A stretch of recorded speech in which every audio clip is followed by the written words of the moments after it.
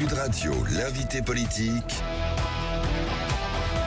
Jean-Jacques Bourdin. Il est 8h35, Manuel Valls, bonjour. Bonjour Jean-Jacques Bourdin. Merci d'être avec nous ce matin. Hier après-midi est arrivée l'information, c'est le New York Times qui a donné le premier cette information. Joe Biden autorise l'Ukraine à utiliser des missiles américains pour protéger l'armée ukrainienne installée sur le territoire russe autour de Koursk. En fait, autorise l'armée ukrainienne à utiliser des missiles américains pour frapper en Russie. Qu'est-ce que ça change, Manuel Valls ? Enfin, une décision qui arrive, de mon point de vue, bien tard. L'administration Biden, ces derniers mois, même s'ils ont soutenu l'Ukraine financièrement, militairement, a perdu beaucoup de temps, et nous perdons beaucoup de temps au nom de la crainte de l'escalade face à la Russie. Est-ce qu'on doit craindre une escalade ? Mais elle est en cours depuis. Après cette décision, elle est en cours depuis très longtemps. On ne gère pas une guerre, on la livre. Or, l'Iran ou la Corée du Nord fournissent des munitions, et maintenant, pour ce qui concerne la Corée du Nord, 10 000 soldats à la Russie. Donc vous avez déjà, d'une certaine manière, une internationalisation du conflit.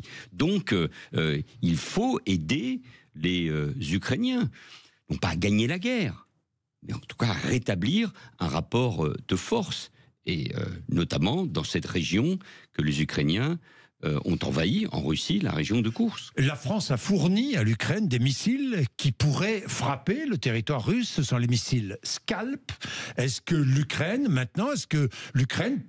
devrait utiliser ces missiles Scalp français pour aller frapper le territoire russe ? J'ai l'impression que la décision américaine peut et va débloquer toute une série de préventions, de blocages qui existaient quant à l'utilisation de missiles de longue portée. Vous êtes favorable à ce que l'Ukraine utilise ces missiles français ? Mais bien évidemment, à partir du moment où on fournit ces missiles, face non seulement à l'aide des pays, l'Iran et la Corée du Nord, l'aide à la Russie, mais face à l'offensive en cours de la Russie. Ce week-end dernier, les Russes ont cherché, et réussi en partie, à détruire tout le réseau d'énergie.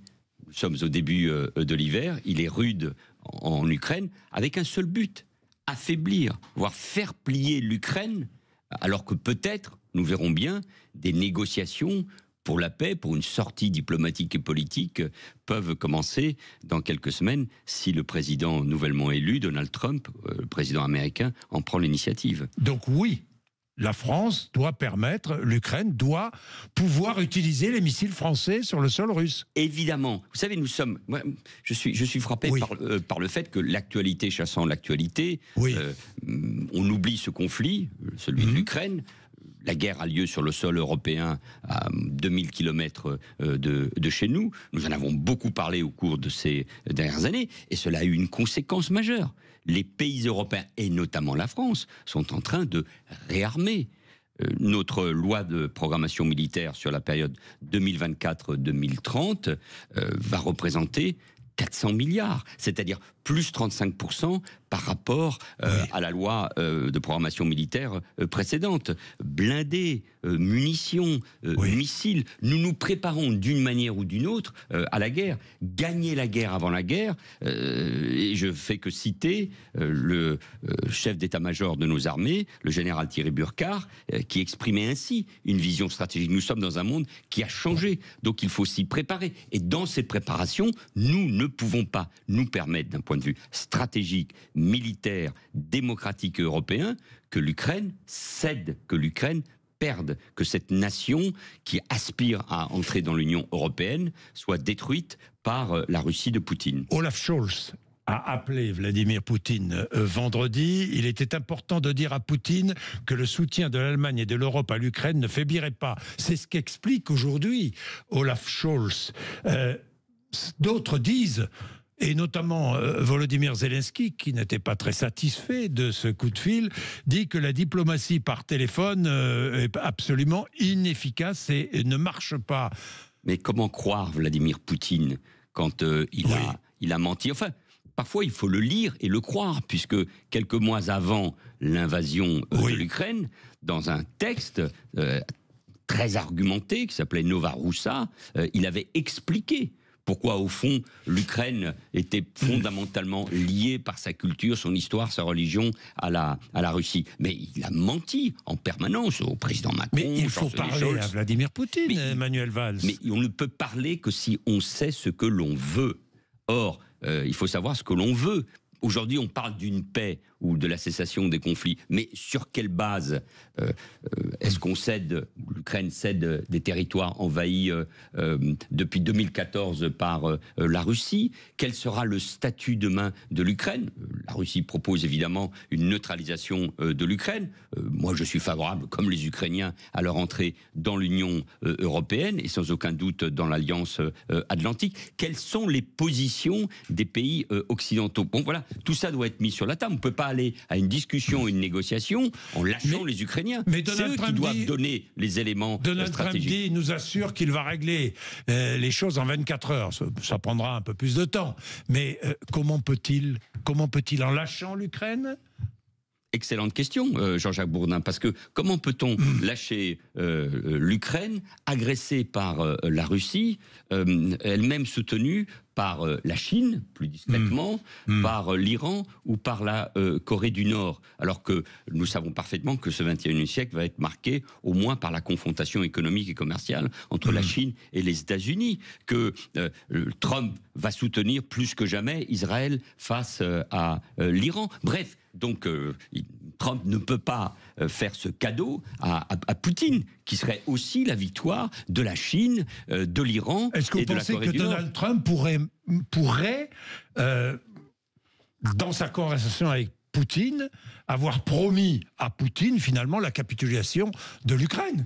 C'est ce que nous ne pouvons pas nous permettre, nous, Européens. Et d'une certaine manière... Est-ce que Trump, en se disant, bon, les Européens vont se débrouiller, moi, je me retire, et en fait, c'est la capitulation de l'Ukraine. Jean-Jacques Bourdin, j'étais à votre micro quelques semaines après un déplacement que j'avais fait en Ukraine en septembre 2023. 2023, l'année dernière. Et à l'époque, dans cette conférence, la conférence Yes, il était dit par les autorités ukrainiennes, mais aussi par des officiels américains et britanniques qui soutenaient Volodymyr Zelensky, qu'il fallait se préparer un plan B si Donald Trump l'emportait. Or, la victoire de Donald Trump, on ne sait pas quelles sont ses intentions pour le moment, nous oblige, nous, Européens, à avoir une vraie vision stratégique par rapport à l'Ukraine. Parce que, bon sang, il s'agit de l'Europe, il ne s'agit pas de l'Amérique latine ou de l'Asie, qui sont d'autres préoccupations pour l'administration américaine. Il s'agit de notre destin. Et le destin de l'Ukraine, c'est notre destin. C'est un destin commun sur la vision d'une Europe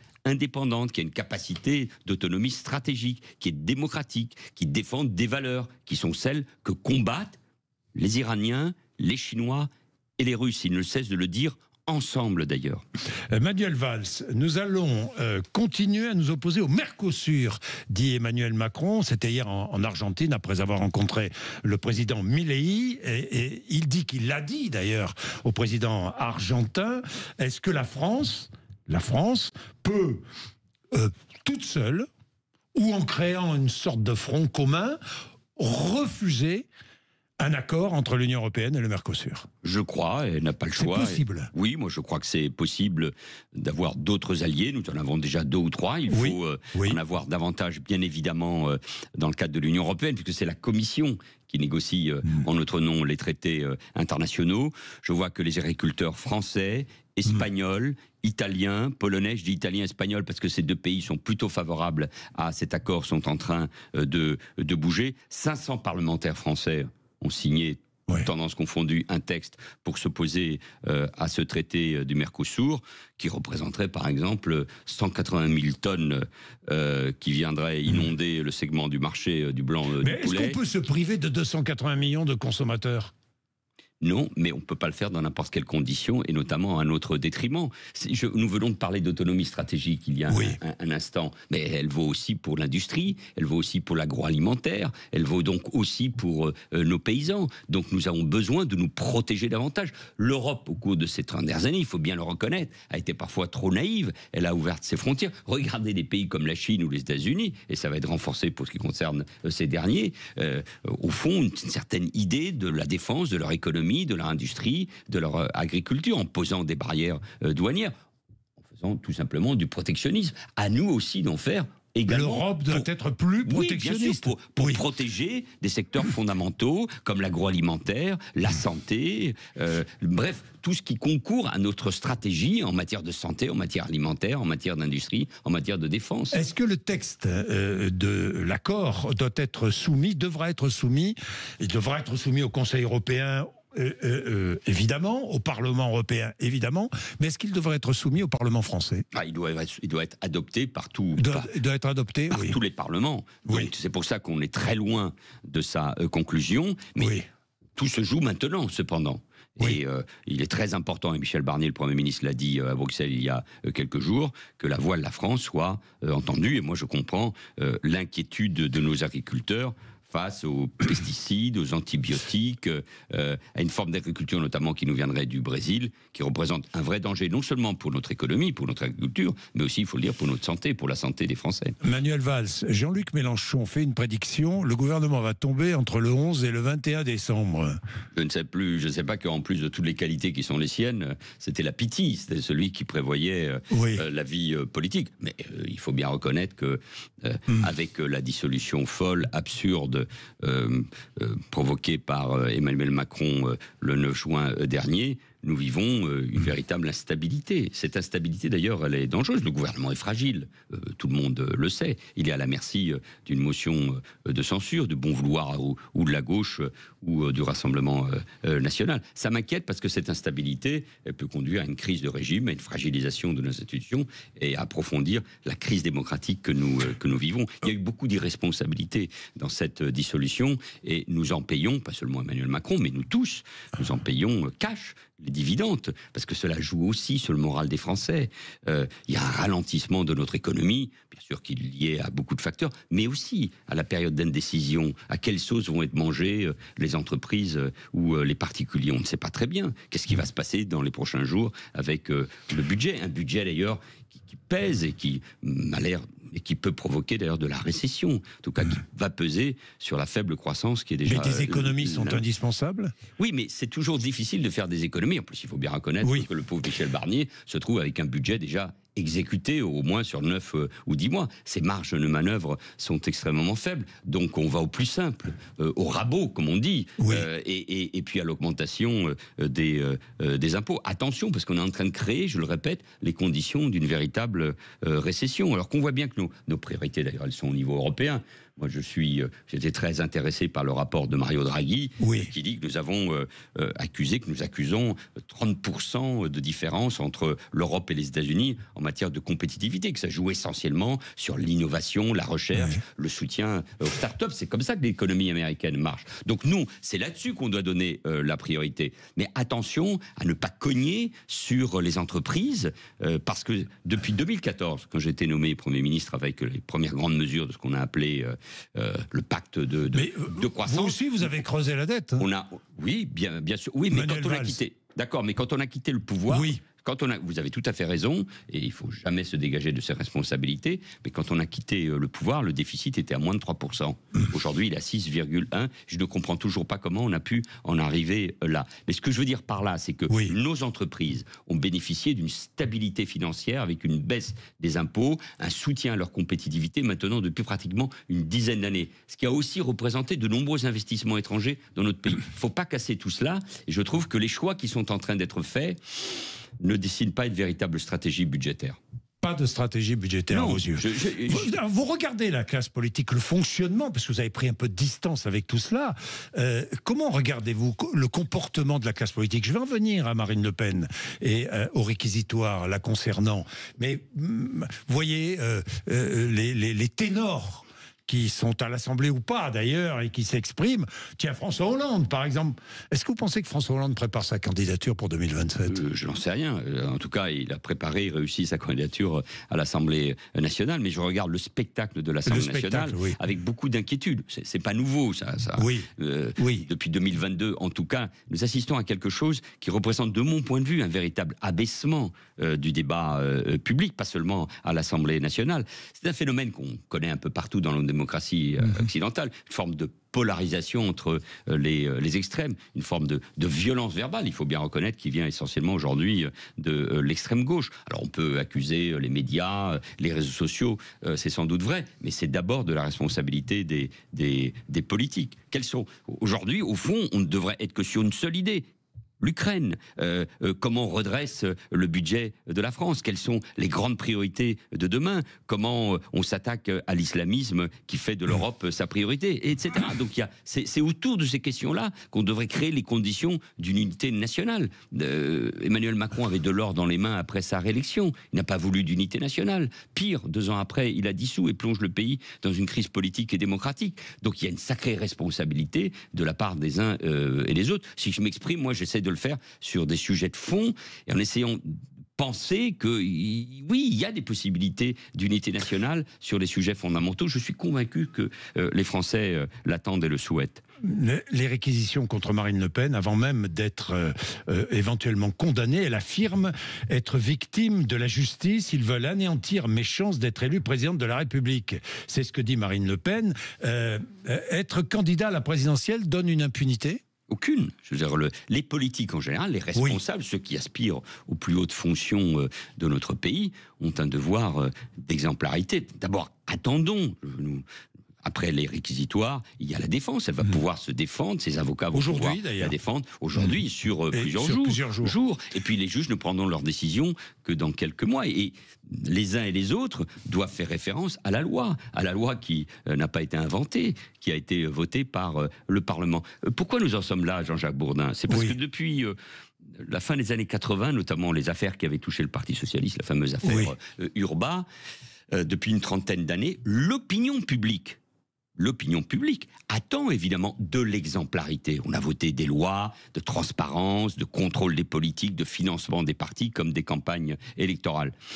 Il y a eu un parti, notamment le FN, puis ensuite le RN, qui a fait toujours de la critique des autres, du système, son miel. Rappelez-vous du slogan « tête haute et main propre », accusant le système de plutocratie. Il y a des vidéos qui circulent sur la manière dont Madame Le Pen accusait le pauvre Alain Juppé des pires turpitudes. Il avait d'ailleurs été condamné, il l'a fait avec beaucoup de dignité après, il était parti au Québec, il avait été condamné à l'inéligibilité. Bon, donc chacun doit comprendre que les Français sont très exigeants et personne ne peut s'affranchir de la loi. Si on n'est pas content de la loi, on la change. Moi, je comprends les critiques qui peuvent exister vis-à-vis d'une inéligibilité qui s'appliquerait tout de suite, mais on la change. Ça a été voté. Il y a même des députés qui proposaient l'inéligibilité à vie. C'était un concours Lépine à qui serait plus propre que l'autre. Donc non, la loi, elle s'applique à tous. Et l'idée d'ailleurs de mobiliser, entre guillemets, le peuple, en l'occurrence, c'est pas le peuple qu'on veut mobiliser, c'est la foule.